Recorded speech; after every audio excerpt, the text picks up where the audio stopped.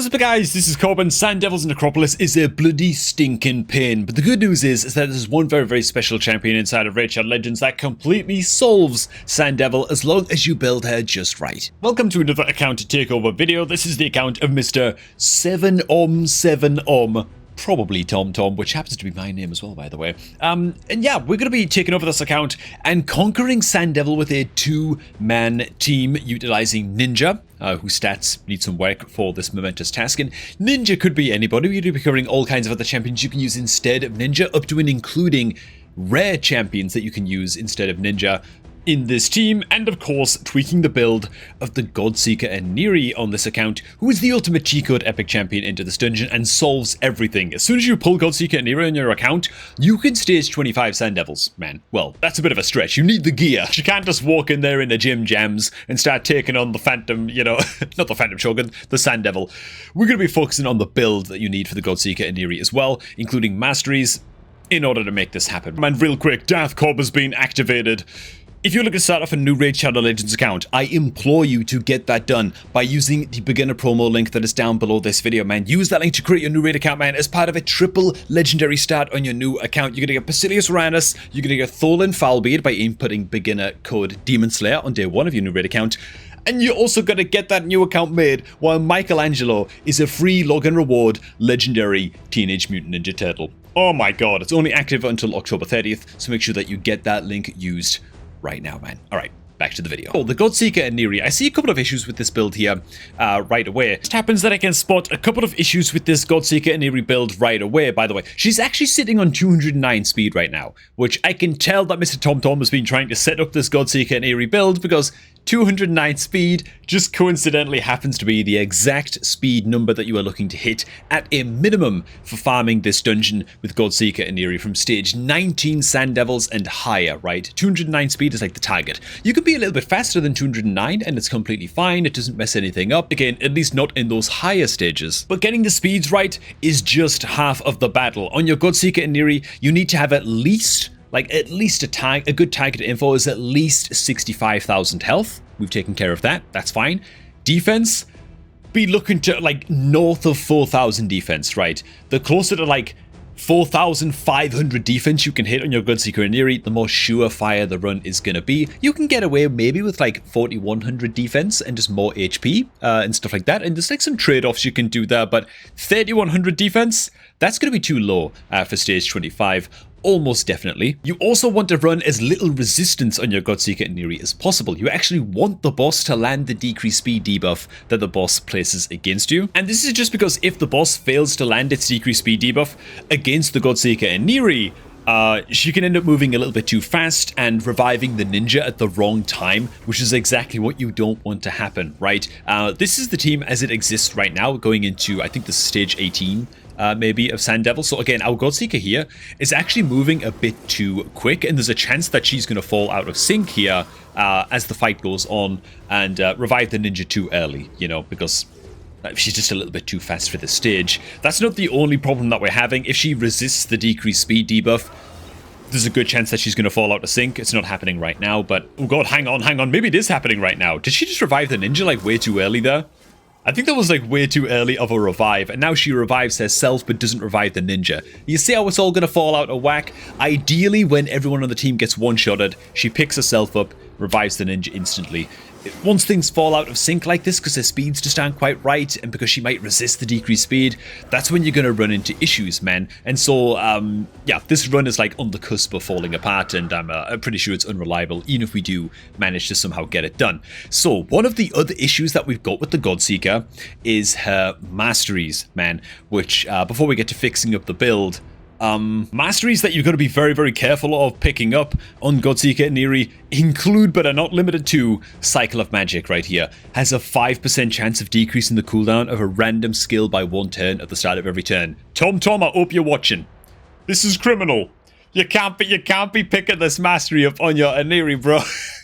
What this is going to do is give you a 5% chance every single turn to fail the run instantly, because she's going to revive the ninja at the wrong time, and it's a disaster, you know, it's really bad. You can't have Cycle of Magic on Godseeker Aniri. You've also got to be very careful of some of the defense traits that you can pick up as well. I forget which one it is. This is pretty bad. You don't want a chance to remove a random debuff from the aniri. Again, it helps with the speed tune if the decreased speed just lands against her. Defense tree masteries like Cycle of Revenge can be a big problem.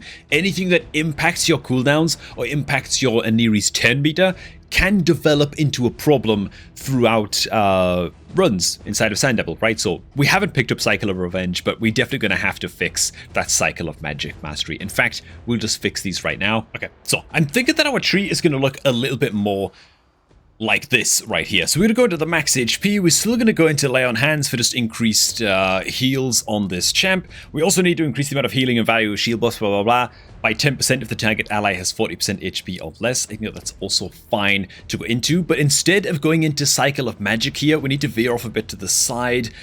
We can pick up Rapid Response, even though it's bloody useless. Like, aniri doesn't actually place any buffs, so we don't get any 10 meter fill from this.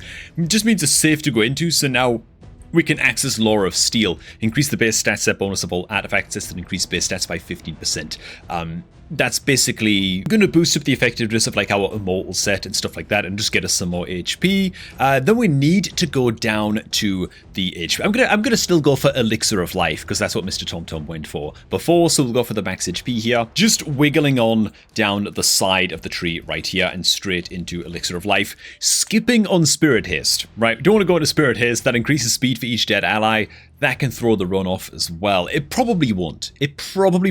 But let's not risk it anyway. Then, of course, we can go into the defense tree. A bit of plus defense here. We can then pick up both Blast Proof, doing decreased damage from AoE attacks, and Rejuvenation, just to increase the amount of healing that we get by 5%. Why would we not? We can then pick up Shadow Heal. Delayed Death is very, very good just for some extra survivability. And then we can head on into Retribution right over here as well. And is Deterrence worth going into? Yeah, why not? Let's pick up Deterrence as well. Okay, so our masteries are fixed.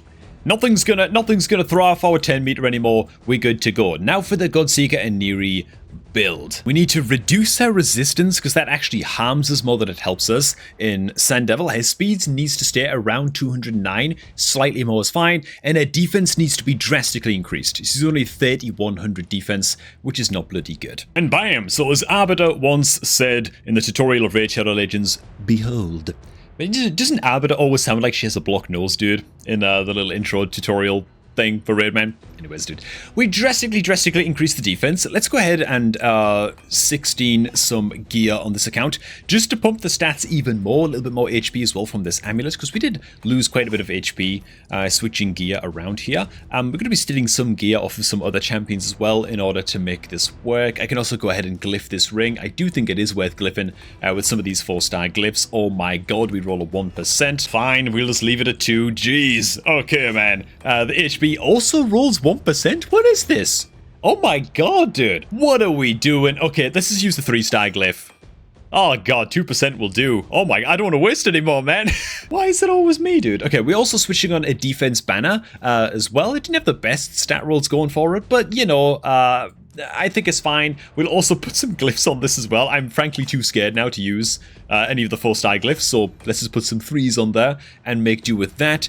The new speed of the aniri is 3 speed faster than she was before.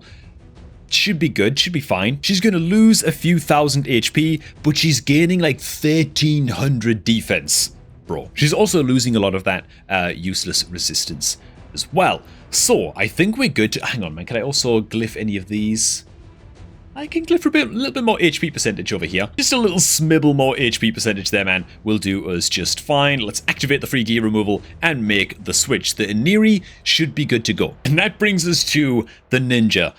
The ninja is interchangeable with basically any max HP damage dealer inside of the game. It can be a cold heart, although you can have issues with resetting the boss's 10 meter with a cold heart, so it's probably not recommended. But basically any max HP damage dealer can do just fine. You can use the likes of rare champion HP burners. Selenia Nightcloak can do just fine into this. She's particularly good because she actually buffs herself up with an increased accuracy buff before smacking in with her A3 and landing that HP burn debuff. And the increased accuracy buff is quite important, man. If you're going to land poisons or HP burns against Sand Devil at stage 25, you're gonna need 500 accuracy, bro, on your HP banner, okay?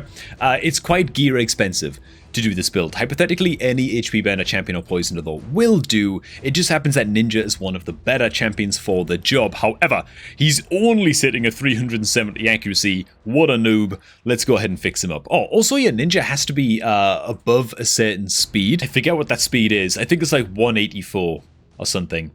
Just be faster than like 185 just to be safe with your damage dealer. Otherwise, when they get revived, they'll just die again before they can use any of their skills, right? They have to be able to get off their HP burn skill or their poison skill or whatever it is, or the max HP damage skill fast enough after they revive so they get some damage done to the boss before they inevitably get one-shotted again, right? And so, yeah.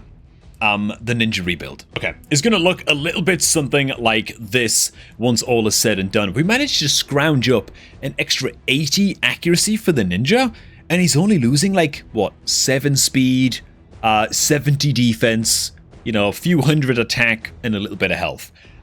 I'd call that a success. We even gained him 1% crit rate, so there you go. He's still actually a little bit short on accuracy at 450, but it's good enough. It's good enough, right? It just need to be at exactly 500. I think my Ninja on my main account is like 470 or something.